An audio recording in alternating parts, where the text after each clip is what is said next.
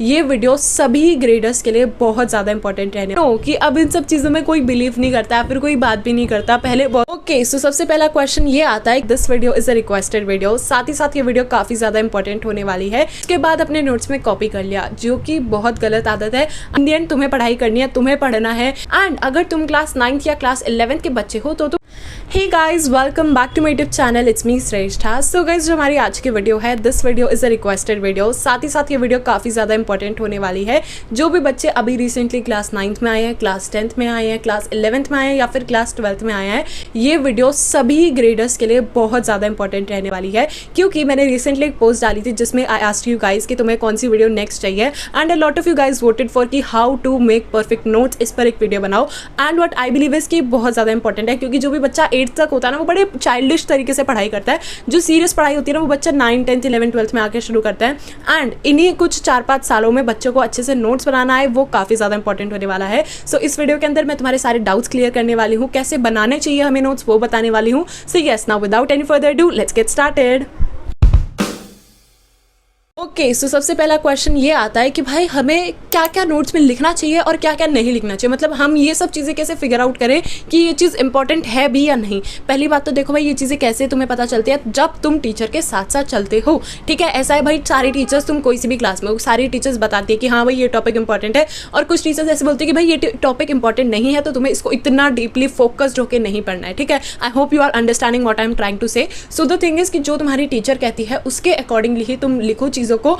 And I would suggest कि भाई थोड़ा थोड़ा सबके बारे में लिख दो। जो एकदम लीस्ट इंपॉर्टेंट चीज़ होती है ना, उसके बारे में भी बस एक लाइन के अंदर लिख के खत्म करो। उस जो लीस्ट इंपॉर्टेंट है उसके लिए ऐसे नहीं कह रही 2-3 लाइन लिखो, नहीं, 2-3 लाइन भी बहुत ज़्यादा हो जाएगी, तो सिर्फ एक लाइन में लिख के खत्म करो। एंड बाकी जो इंपॉर्टेंट पार्ट है उसके बारे में तो तुम ऑफकोर्स लिखोगे 5-6 लाइनों में आराम से। सो गाइज, जो हमारा नेक्स्ट क्वेश्चन आता है दैट इसके हमें नोट्स कौन सी लैंग्वेज में बनाने चाहिए। अब पहली चीज़ तो देखो, जिस लैंग्वेज में तुम कंफर्टेबल हो उसमें बनाओ, क्योंकि इन दी एंड तुम्हें ही उन नोट्स को पढ़ना है, कोई और आके नहीं पढ़ेगा। और नोट्स हम क्यों बनाते हैं भाई? हम अपने लिए बनाते हैं, हमारे रिविजन के लिए बनाते हैं, हमारी एग्जाम प्रिपरेशन के लिए बनाते हैं। सो ऑफकोर्स वो हमें समझ आने चाहिए, दूसरों को समझ आए ना आए हमें नहीं फ़र्क पड़ता।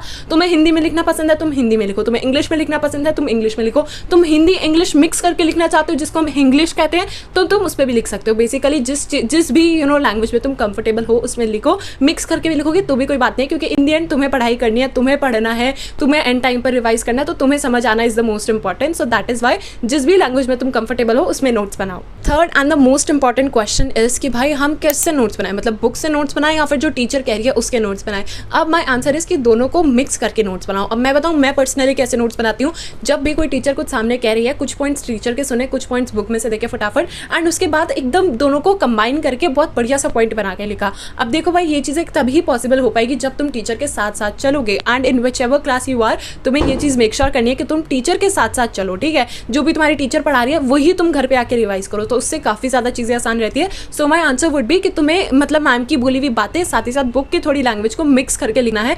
जो एक और बहुत ही ज़्यादा इंपॉर्टेंट डाउट आता है दैट इज़ कि कोई भी अगर किसी भी चीज़ की डेफिनेशन लिखी हुई है तो हम उसे as it is note down करें या फिर अपनी लैंग्वेज में लिखें। अब बेसिकली देखो यार, अगर तुम बोर्ड वाले बच्चे हो, मतलब 10th और 12th वाले बच्चे हो, then I would suggest you guys कि भाई जो डेफिनेशन दी गई है उसको एज इट इज़ कॉपी करो एंड ट्राई करो कि उसको समझ कर लिखो। ऑब्वियसली समझना बहुत ही ज़्यादा इंपॉर्टेंट हो जाता है, तो पहली चीज़ तो उसको समझ के लिखो and as it is book वाली लिखो, क्योंकि बोर्ड में क्या होता है ना, हमें नहीं पता कि हमारी कॉपी कौन चेक करने वाला है। So that is why it is more preferable कि भाई जो भी बुक में सीधी सीधी डेफिनेशन दी गई है उसको लिखो। एंड अगर तुम क्लास 9th या क्लास 11th के बच्चे हो तो तुम अपनी लैंग्वेज में भी लिखोगे तो भी चलेगा, बट अगेन इट्स रिकमेंडेड कि भाई तुम बुक वाली डेफिनेशन लिखोगे तो ज़्यादा सही रहेगा। ये बात कर रही थी मैं एग्जाम के पॉइंट ऑफ व्यू से। अब मैं बात करूँ नोट्स के पॉइंट ऑफ व्यू से, then I would definitely suggest कि बुक की डेफिनेशन तुम लिखोगे तो ज़्यादा सही रहेगा।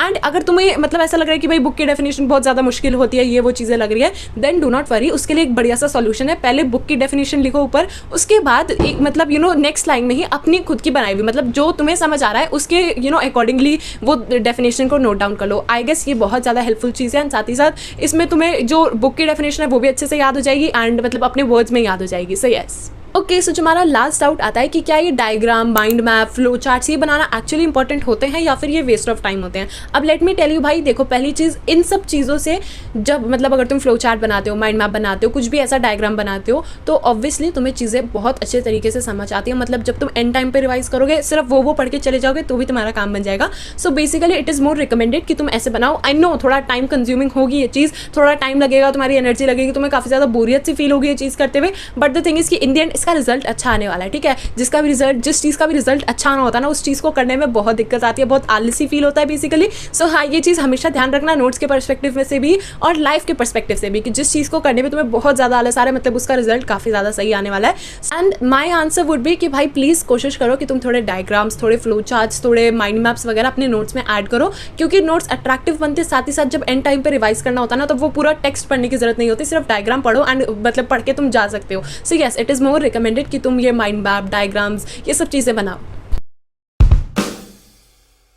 Now let's come to the second segment of today's video. Basically अब मैं बताने वाली हूँ कि परफेक्ट नोट्स कैसे बन सकते हैं। सबसे पहली चीज़ ये आती है कि नोट्स बनाते टाइम तुम्हें एक चीज़ मेक श्योर करके चलनी है कि तुम रट कर चीज़ें ना लिखो, क्योंकि मैंने खुद देखा है कि कुछ बच्चे ना डायरेक्टली रटते हैं, पहले बुक में से रटा ये चीज़ है, उसके बाद अपने नोट्स में कॉपी कर लिया, जो कि बहुत गलत आदत है। एंड रटते हैं ना हम, तो वो चीज़ें सिर्फ थोड़े टाइम के लिए हमारे दिमाग में रहती है, परमानेंटली मतलब एग्जाम तक नहीं स्टोर रह पाती। So that is why it is more recommended कि समझ कर लिखो। रट्टा मार के लिखोगे, तुम्हारे दिमाग में ज़्यादा टाइम तक वो चीज़ें नहीं बैठेंगी, तो इससे बढ़िया कि समझ कर लिखो, ताकि एग्जाम टाइम तक भी वो चीज़ें तुम्हें याद रहें। So yes, it is more recommended कि चीज़ें समझ कर लिखो रादर देन रटना। ओके, सो जो हमारी नेक्स्ट टिप है नोट मेकिंग की, दैट इज़ तुम्हें भाई शॉर्ट और सिंपल लैंग्वेज में लिखना है। ऐसा ज़रूरी नहीं है कि भाई बुक की एज इट इज़ सारी चीज़ें लिखोगे तो ही नोट्स बनेंगे। नोट्स क्या होते हैं? नोट्स का बेसिकली मतलब यही होता है कि अपनी लैंग्वेज में शॉर्ट एंड सिंपल वे में नोट्स बनाए गए हैं। बुक के जो 10-15 पेजेस हैं, उनको शॉर्ट में 2-3 पेजेस में लिखना है। ठीक है, सो ये असली मतलब होता है नोट्स का। So it is more recommended कि नोट्स को शॉर्ट लैंग्वेज में लिखो, सिंपल लैंग्वेज में लिखो। ऐसा नहीं है कि जो बुक में लिखा हुआ है वो एज इट इज़ टेप दिया, नहीं, उस चीज़ मतलब फिर वो नोट्स का क्या फ़ायदा? फिर तो मतलब ये तुम बुक टेप रहे हो, ठीक है, बुक नहीं टेपनी हमें, right? So that is why I am saying कि प्लीज़ ऐसे मत करना कि भाई बुक का देखा लिख दिया, नहीं, सिंपल और अपनी लैंग्वेज से हमेशा नोट्स बनाया करो। एंड यस, ओके, सो जो हमारी नेक्स्ट टिप आती है for note making, that is always make sure कि भाई जो भी तुम्हारा टॉपिक शुरू हो रहा है या फिर कोई न्यू टॉपिक, न्यू हेडिंग आ रही है, न्यू सब हेडिंग आ रही है, उन सब चीज़ों को लिखा करो। क्योंकि मैंने खुद देखा है भाई, कुछ बच्चे ना जल्दबाजी में नोट्स कैसे बनाते हैं कि अच्छा ये चीज़ है, ये चीज़ है, ये चीज़ है, जो मतलब नेक्स्ट टॉपिक स्टार्ट हो रहा है उसका तो वो नाम ही नहीं लिखते। सो ये कहीं ना कहीं ये गलती हो जाती है। So please try to avoid this कि जो भी हेडिंग है उसको लिखो, कोई भी सब हेडिंग है उसे लिखो, क्योंकि ये सब चीज़ें लिखना इंपॉर्टेंट होती है। क्योंकि नोट्स हम इसलिए बनाते हैं ताकि हम बाद में रिवाइज कर सकें। बाद में जब रिवाइज करने आओगे तब तुम्हें पता ही नहीं चलेगा भाई कि कौन सी चीज़ किस चीज़ का पार्ट है। ठीक है, सो वो वाली चीज़ है। That is why I am saying to you guys is कि प्लीज़ हेडिंग्स लिखो, सब हेडिंग्स लिखो, ये सब चीज़ें बहुत ज़्यादा इंपॉर्टेंट रहती है। साथ ही साथ तुम्हारे रिविजन के लिए भी काफ़ी ज़्यादा हेल्पफुल रहती है। ओके, सो गाइज जो हमारी नेक्स्ट टिप आती है दैट इज़ कि भाई कोशिश करो, मतलब आई नो कि अब इन सब चीज़ों में कोई बिलीव नहीं करता है, फिर कोई बात भी नहीं करता, पहले बहुत होती थी इन सब चीज़ों पर बात। दैट इज़ कि नोट्स बनाओ हाईलाइटर से, पेन पेंसिल से।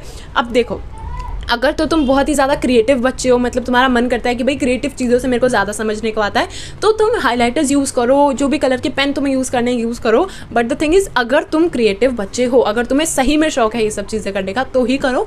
बहुत ज़्यादा ऐसे परमानेंट नहीं है, बहुत कंपलसरी नहीं है कि भाई नहीं तुम्हें तो ऐसे क्लाउड बनाना है फिर नीचे डेफिनेशन लिखना है, नहीं, ऐसा ज़रूरी नहीं है। अगर तुम्हें सिंपल नोट्स भी पसंद है देन सिंपल भी बना सकते हो तुम। बट हाँ, अगर तुम क्रिएटिव वाले मतलब ऐसे बहुत आर्टिस्टिक वाले बच्चे हो ना, then you should go for कि भाई अच्छे से नोट्स बनाओ। क्योंकि जो आर्टिस्टिक बच्चे होते हैं ना भाई, उनका माइंड मतलब उन्हीं चीज़ों को अट्रैक्ट करता है जो बहुत ही ज़्यादा आर्टिस्टिक होती है, समझ रहे हो, वो वाली चीज़ है। सो अगर तुम्हें सिंपल तरीके से समझ आता है तो तुम सिंपल तरीके से बनाओ। मैं ऐसा कंपलसरी नहीं कह रही हूँ यहाँ पे कि भाई नहीं वो ऐसा क्लाउड बनाओ, नीचे एरो डालो, नहीं भाई, अगर तुम्हारा खुद से मन है तो फिर बनाओ, नहीं मन तो मत बनाओ। सिंपल वे में भी लिखो, या तो तुम एक ब्लू और ब्लैक पेन से भी बना सकते हो, या फिर तुम 1000 पेन यूज़ करके, हाईलाइटर यूज़ करके ये सब चीज़ों से ही बना सकते हो। ओके, सो गाइज जो हमारी नेक्स्ट स्टेप आती है नोट मेकिंग के लिए, that is always make sure करो कि तुम अपने नोट्स बनाते टाइम ना कुछ फ्लो चार्ट्स इंक्लूड करो, कुछ माइंड मैप इंक्लूड करो, कुछ मतलब डायग्राम्स इंक्लूड करो। अब let me tell you why I am saying this, because देखो, अगर हमें सिंपल सा टेक्स्ट पढ़ना है तो वो हम सीधा बुक में से भी पढ़ सकते हैं। नोट्स बनाने का मतलब क्यों होता है? क्योंकि हमें उन्हें शॉर्ट वे में लिखना है, समराइज्ड वे में लिखना है,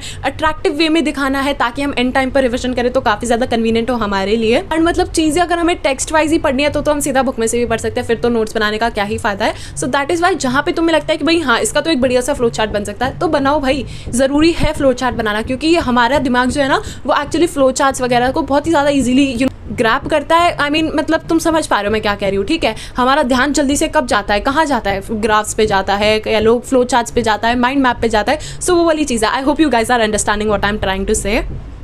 अब जो हमारी लास्ट सेकंड टिप आती है नोट मेकिंग की, दैट इज़ कि भाई कोशिश करो जब तुम्हारे पूरे 5-6 पेजेस के आराम से, या फिर 4-5 कह लो, 5 से ज़्यादा हो गया, 4-5 पेजेस के नोट्स अगर तुम्हारे बन गए हैं, उसके बाद क्या करो, बुक लो, कोई भी रफ कॉपी लो कह लो, उसके अंदर तुम बनाओ 1 पेज समरी। उसमें तुम्हें जो भी टॉपिक्स हैं, जो भी सब हेडिंग्स हैं, सिर्फ वो लिखनी है। बहुत डीपली एग्जैजरेट करके कुछ भी नहीं लिखना है, सिर्फ जो ऊपर से इंपॉर्टेंट चीज़ें हैं वो लिखनी है। 1 पेज समरी बहुत ज़्यादा इंपॉर्टेंट रहती है, क्योंकि अभी मैं जब अपने क्लास 11th के एग्जाम देके आई हूँ ना, मैंने सारे सब्जेक्ट्स में, मतलब कोई भी सब्जेक्ट मैंने 1 पेज समरी ज़रूर बनाई है, and it is very very beneficial. So that is why I am suggesting you guys कि ये सब चीज़ें बनाओ। 1 पेज समरी बहुत ज़्यादा हेल्पफुल रहती है। मैं यहाँ पे या तो फोटो ऐड कर दूँगी, अगर मेरे पास रखी होगी तो मैं दिखा दूँगी, मेरे को अभी पूरी तरीके से याद है नहीं कि मेरी गैलरी में है भी या नहीं, बट हाँ, मैं 1 पेज समरी ज़रूर बनाती हूँ, and I am saying you guys ये बहुत ज़्यादा बेनिफिशियल होता है। ओके सो गाइज, जो हमारी लास्ट एकदम टिप आती है ना नोट मेकिंग की, that is you have to make sure कि नोट्स बनाने के बाद सीधे नोट्स वाली कॉपी को साइड नहीं रख देना भाई, उसे पढ़ना भी है। रेगुलरली रिवाइज करो नोट्स को,